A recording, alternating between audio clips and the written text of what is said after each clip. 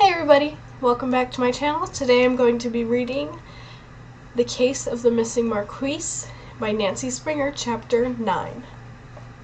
Chapter the 9th. At a tea shop beside Belvedere Station, I sat at a corner table facing the wall in order to lift my veil. I needed to do this for two purposes: to breakfast upon tea and scones, and to look at young Viscount Tewkesbury Basil-Weather's photographic likeliness.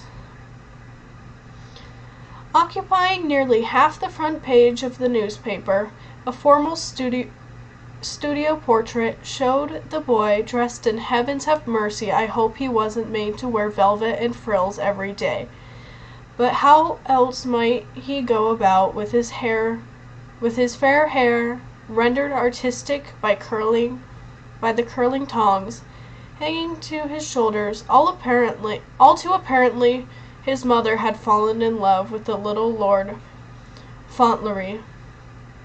Wretched book, responsible for the agonies of a generation of well-born boys. Got up in the height of the Fauntleroy fashion, little Lord Tewkesbury wore a patent leather buckle slippers, white stockings, black velvet knee pants with satin bows at the side, and a satin sash under his black velvet jacket, with its flowing white lace cuffs and collar. He stared at the camera with no expression whatsoever on his face, but I thought I saw a trace of hardness around his jaw. Duke's heir of tender years horrifically missing, screamed the headline. Reaching for a second scone, I read: a scene of the most alarming implications unfolded early Wednesday morning at Basil-Weather Hall, ancestral home of the Dukes of Basil-Weather, near the thriving town of Belvedere, when an under gardener noticed one of the French doors of the billiards room had been broken into. The household staff then being alerted, next to discovered the lock of the room's interior door had been forced, the woodwork showing the marks of a vicious knife. Naturally fearful of burglary, the butler checked the silverware pantry and discovered nothing missing, nor were the plate and candelabra of the dining room disturbed, or the innumerable valuable contents of the drawing room, the gallery, the library, or anywhere else in Basil-Weather's hall extensive premises. Indeed, no further doors had been forced downstairs. It was not until the upstairs maids commended carrying the customary ewers of hot water to the ducal family quarters for their maternal ablutions that Viscount Tewkesbury, Marquess of Basil-Weather's chamber door was found standing ajar. His furnishings strewn about the room bore mute witness to a desperate struggle, and of his noble personage there was no sign. The Viscount Lord Basil-Weather's heir, indeed, his only son, a mere 12 years of age. 12? I exclaimed, incredulous. What is that, madam? Asked the hostess behind me. Ah, nothing. Hastily I lowered the newspaper to the table and veil to cover my face. I thought he was younger, much younger, in his curled tresses and storybook suit. 12? Why, the boy should be wearing a sturdy woolen jacket and knickers, an Eton collar with a tie, and a decent manly haircut. Thoughts, I realized, all too similar to those of my brother Sherlock upon meeting me. Poor lost Lord Tewkesbury, you mean? Aye, his mother kept him a baby. Once she hears the Once she hears, she's wild with grief. Unfortunate lady. I pushed back my chair and left a halfpenny on the table, exited the tea shop, and after entrusting my carpet bag to a porter at the railway station, walked towards Bayswater Park. This would be far better than searching for some bright pebbles and birds' nests. Something truly valuable was to be found, and I wanted to find it, and I believed perhaps I could. I knew where Lord Tewkesbury might be. I just knew, although I did not know how to prove it. All the way up the long drive lined with giant poplar trees, I walked in a kind of trance, imagining where he might have gone.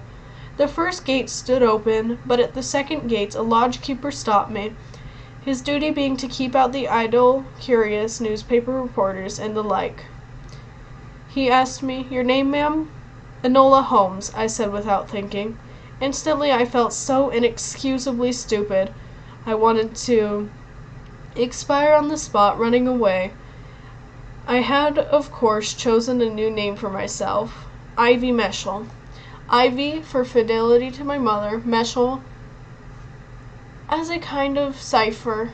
Take Holmes, divide it into hole and mess, reverse it into hole, mess hole, then spelled the way it was pronounced, Meshel. Then it would be a rare soul who could connect me with anyone else in England. Are you related to the Sooks Mush of Tottering Heath? Very much less to anyone named Holmes. Ivy Meshel. Very clever. Ivy Meshel. And now, like an imbecile, I had this lodge-keeper, Enola Holmes. I had told this lodge-keeper, Enola Holmes. Judging by his blank face, the name meant nothing to him. Yet if any fox hunt after me had begun, the View Hollow had not yet reached this area, or this man. "And you're on business here, Mrs. Holmes?" he asked. Having been a fool, I decided I might as well make the most of it. I said, "As Mr. Sherlock Holmes could not attend him to this matter, he asked me to come and have a look about." The lodge-keeper's brows lurched, and he blurted, "You're related to the detective, ma'am?" "Indeed," I replied, my tongue quailing. I swept past him, marching into Bayswater Park, the hall rising before me at the circular end of the drive. Would have been held 10 of Ferndale, but I did not approach its wide marble steps or its pillared doors. My interest did not lie in that noble residence, nor in the formal gardens all around it, studded with topiaries and glittering with well-disciplined roses veering away from the drive. I walked across an expanse of lawn toward Bayswater's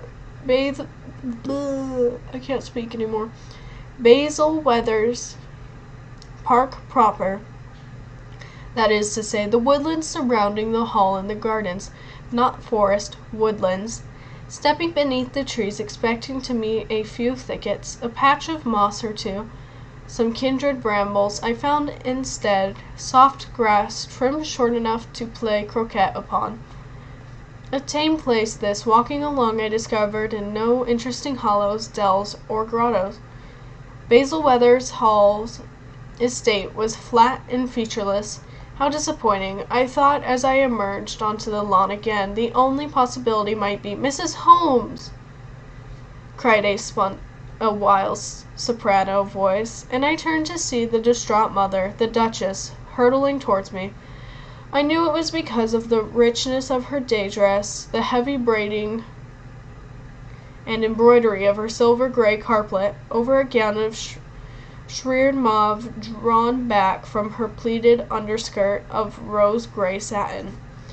But there was nothing of richness in the tears stark on her staring face, and nothing in novelty in the way She flew at me between the trees like a bloodied swan, wings of nearly white hair falling out from under her hat, flapping about her shoulders.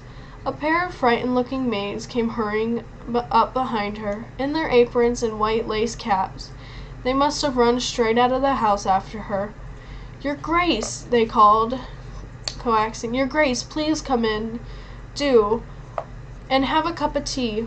Please, it's going to rain." But the Duchess seemed not to hear them. "Mrs. Holmes," I felt her bare hands trembling as she grasped me.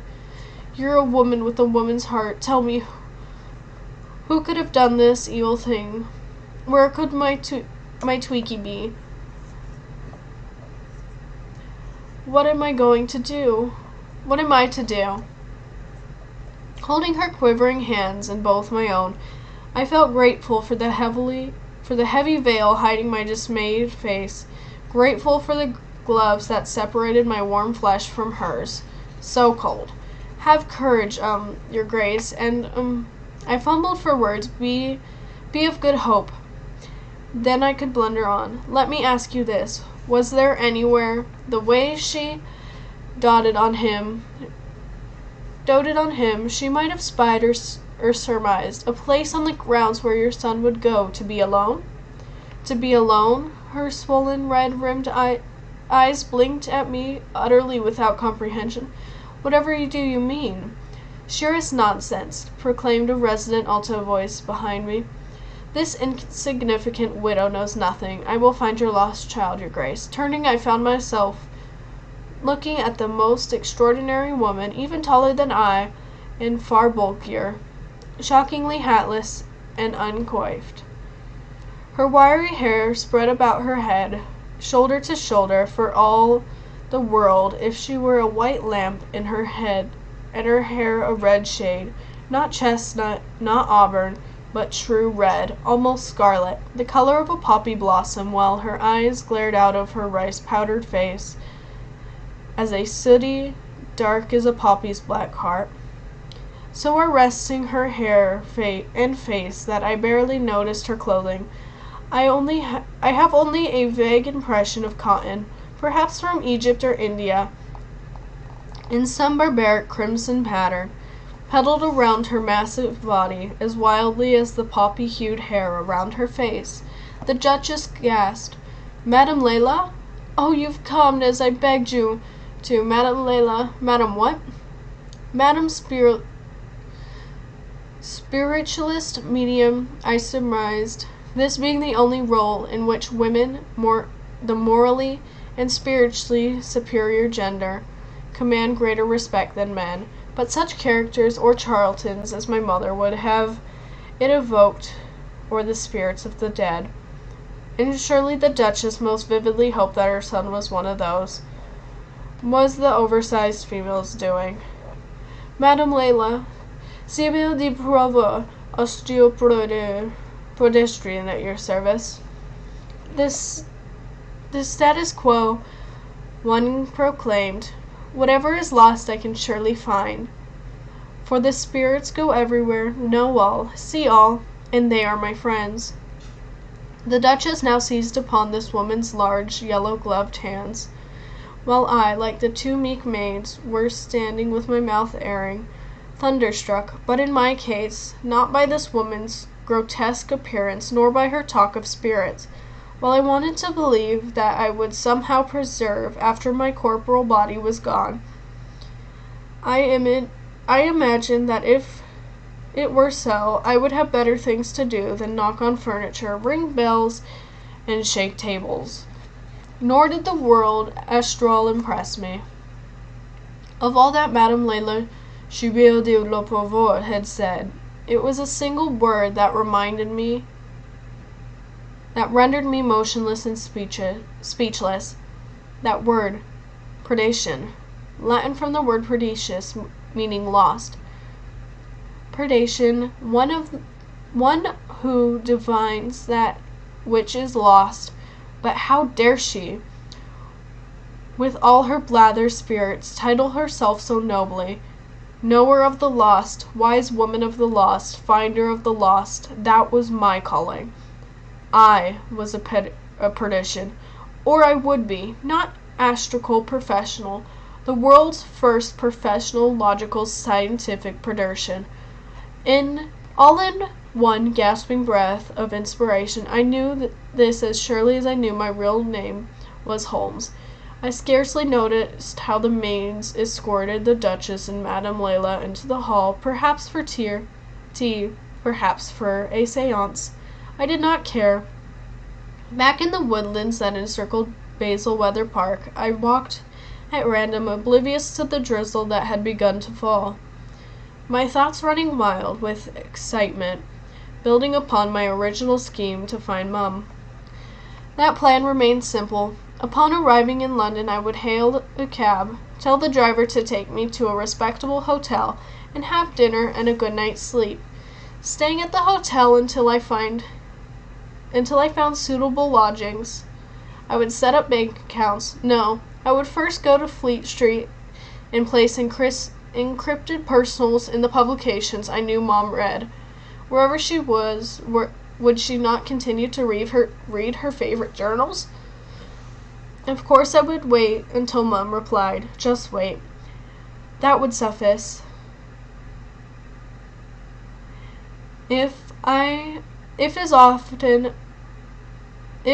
as I often found it necessary to reassure myself, if indeed Mum was alive and well, in any event, wait was all I could do. Or so I had thought. But now that I had found my calling in life, I could do so much more. Let my brother Sherlock to be the world's only private counseling detective all he liked. I would be the world's only private consulting perdation. As such, I could associate with professional women who met in their own tea rooms around London, women who might know Mum, and with the detectives of Scotland Yard, where Sherlock had already filed an inquiry concerning Mum, and with other dignitaries, and also perhaps with disreputable persons who had information to sell. And oh, the possibilities! I was born to be a predation, as a finder of loved ones lost. And I ought to stop dreaming about it and start doing it, right now. The only possibility, as I had been thinking before I was interrupted, seemed to be perhaps a tree. Backtracking through the boringly well-tended woodlands of the Bayswater Park, I retreated to a now on looking for that particular tree. It would be located not too near Bayswater Hall and its formal garden, and not too near the edge of Bayswater Park either, but in the middle of the woods where adult eyes would be less likely to spy, and my refuge under the overhanging willow in the ferndale. It had to be distinctive in some way, different, worthy of being a hideaway. The thin rain had stopped, the sun had come out, and I had nearly circled the estate before I found it. It was not one tree, but actually 4 growing from a single base. 4 maple seedlings had planted themselves in the same place, and all had survived to form a symmetrical cluster whose 4 trunks rose at a steep angle from one another, with a perfect square of space in between. Planting one booted foot upon a gnarl and grasping a handy borer, I swung myself up to stand perhaps 3 feet above the ground inside the encompassing V's of the trunks. The perfect access at the hub of a 4-square leaf-encircled universe. Delightful. Even more delightful, I saw that someone, presumably young Lord Tewkesbury, had been here also. He had hammered a large nail, a railroad spike actually, into the trunk of one of the trees on the inside. No one walking by was likely to notice it, but there it sturdily jutted. To hang something upon? No. A smaller nail would have served that purpose. I knew what the spike was for. To set one's foot upon, to climb. Oh, glorious day to climb a tree once again after so many weeks of ladylike confinement. But oh, consideration for what if anyone observed me? A widow lady in a tree? I looked all around, saw no one, and decided to chance it, ridding myself of my hat and veil, concealing them in the leaves overhead. I hoisted my skirt and petticoats into a bunch above my knees, securing it with hat pins. Then setting my foot upon the spike and seizing a branch up I went. Twigs snagged my hair, but I didn't care. Except for the unusual jabs on the face, it was an easy climbing a ladder. It was as easy as climbing a ladder. A good thing, as my sore limbs protested every inch of the way. But Lord Tewkesbury, happily for me, had driven railroad spikes wherever no maple bores presented themselves. Brilliant lad, this young Viscount. No doubt he had obtained these spikes from the tracks that ran past his father's estate.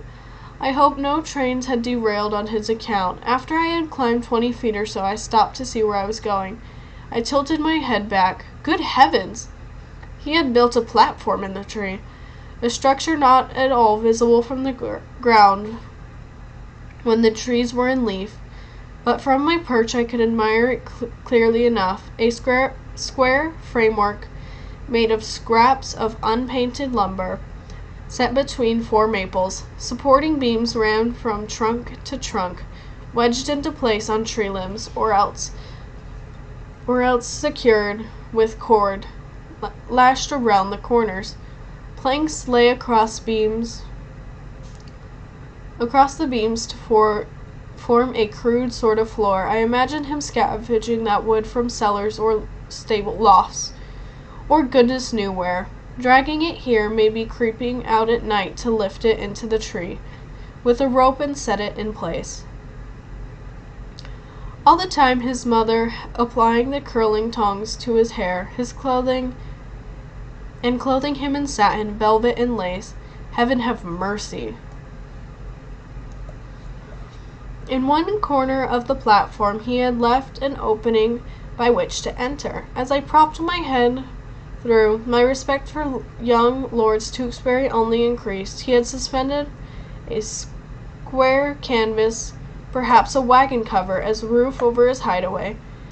In the corners he had placed saddle blankets presumably borrowed from the stable, folded to serve as cushions to sit upon.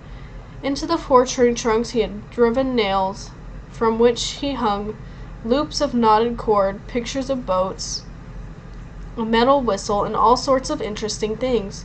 I crawled in to look, but at once my attention was arrested by a shocking sight in the middle of the plank floor. Scraps, fragments, ragtag bits of cut and torn so dreadfully that it took a moment for me to recognize what they were. Black velvet, white lace, baby blue satin, remains of what had once been clothing. And atop that heap of ruins, hair, long curled locks of golden hair. He must have shorn his head to stubble after ripping his finery to shreds. Viscount Tewkesbury had entered this refuge of his own free will. No kidnapper could have brought him here, and by the looks of things, Viscount Tewkesbury had left this hideaway as he had come, of his own free will, but no longer to be Viscount Tewkesbury, Marquess of Bayswater. End of chapter 9.